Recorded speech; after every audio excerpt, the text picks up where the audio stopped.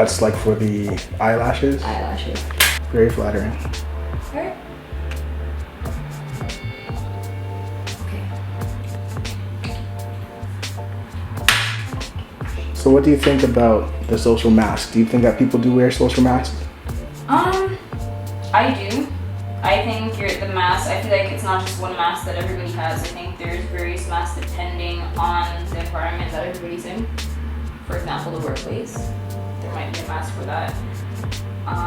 Family, friends, depending on the kind of friends you are around. If you're with your like real true friends, I think you will not really be wearing a mask. And if you are around acquaintances or people that don't really know you, you put on a mask.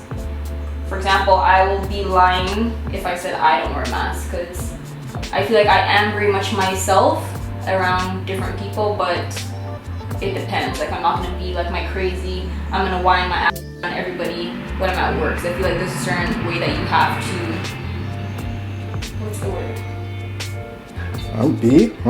There's a certain way that you have to present yourself around certain people.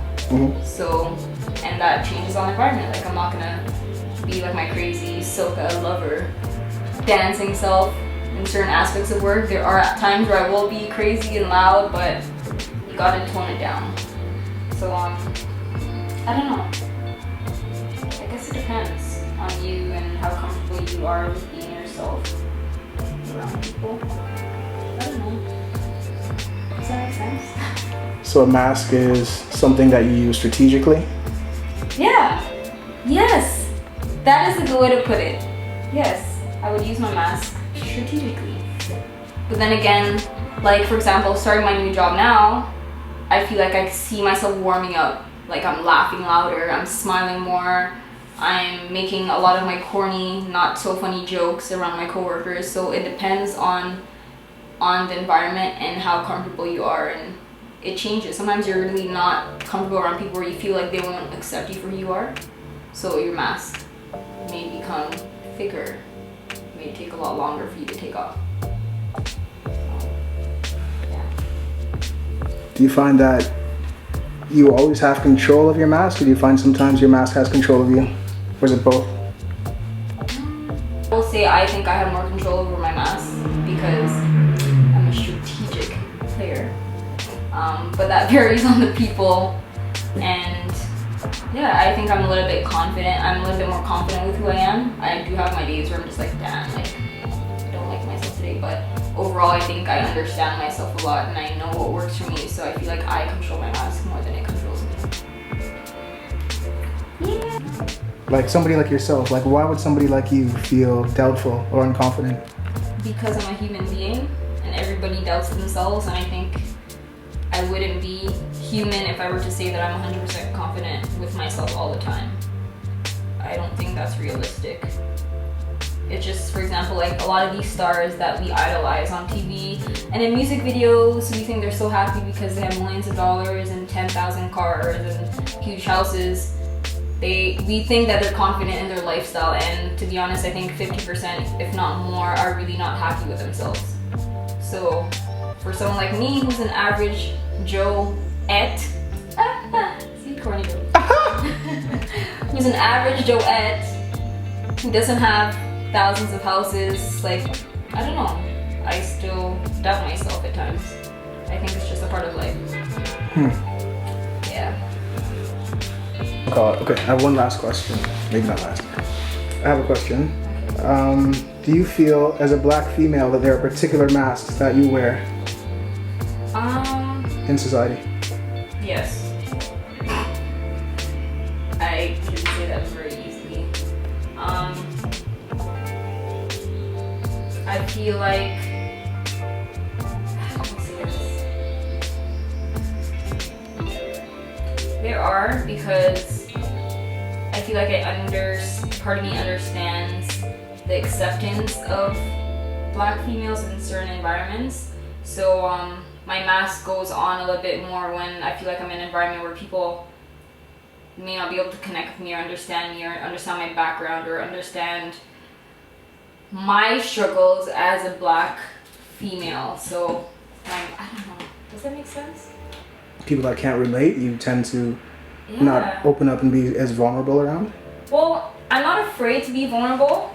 I'm very open to like letting people know how I feel or letting people see my vulnerable side, and knowing that people may not they just will not understand me. But it does make me more hesitant. Not saying I won't get there, but I'm more hesitant about being vulnerable around certain people. Okay. So yeah. What kind of mask would you wear in front of another black female, potentially? Or what kind of mask, depending on the type of black female? See, let me tell you this. That I find as black women sometimes, and I'm saying this in Toronto too, I find like we walk past each other, and I see it a lot of times at events where we walk past each other and our eyes hit the floor. And that's just an automatic thing, like we don't look each other in the eyes, like it becomes this like competition, and that's one thing that I don't like. I feel like we don't support each other as black women enough. It's always like, well, she has longer hair, her weave is nicer, her butt's bigger, her breasts are bigger. Like for me, I can go out and see a woman and adore her and just tell her like, you're beautiful, like you're working that dress, you look good. And I feel like I don't get that reciprocated to me a lot. Like I do, but I don't, and I don't see it in the community as well as much as I would like to.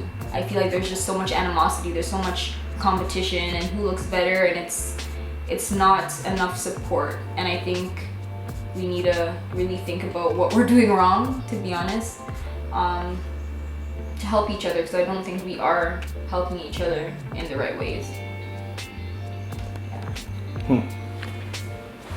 So is that a mask thing that black women are wearing when they see each other? I think it is. I think society has taught us to question ourselves, and it comes not even just back to appearance, but we have so much I'm not good enough comments and thoughts within ourselves that I feel like we carry that out on each other. That's a big thing.